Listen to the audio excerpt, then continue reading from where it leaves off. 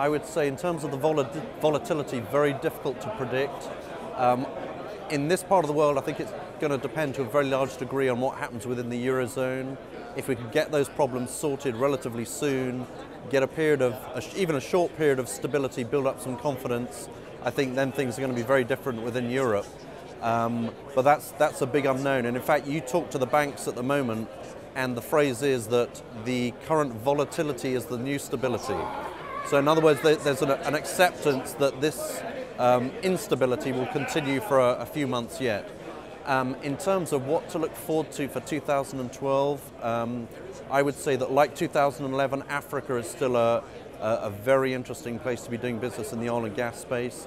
I would say the Middle East has got some amazing opportunities.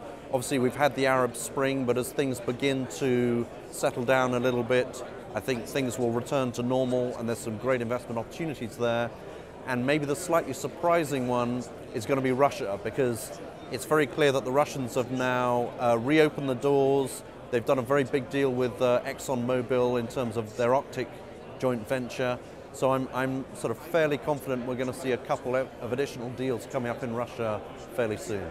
Yeah, I would say most of the work we're doing right now, because of the instability in the financial markets, is very much at the asset level.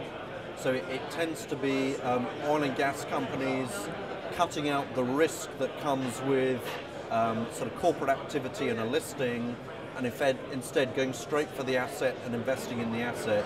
And at the moment, there's sort of great deals to be had, and I see that as a continuing area of activity.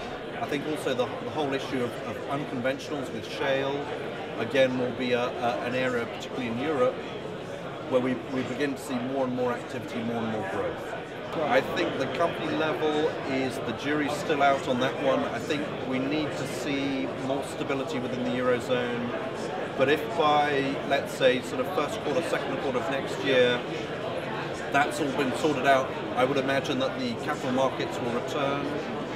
A number of IPOs that have been stacked up will come to market.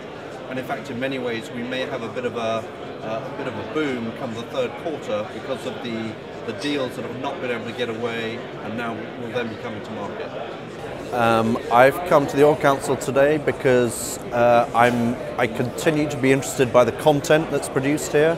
I note that there's a lot of the faces that I come across during the week in my sort of daily business life, and in my opinion, these are the guys that are doing the deals of today and tomorrow, and it's a great place to network. So that's one of the main reasons why we're here.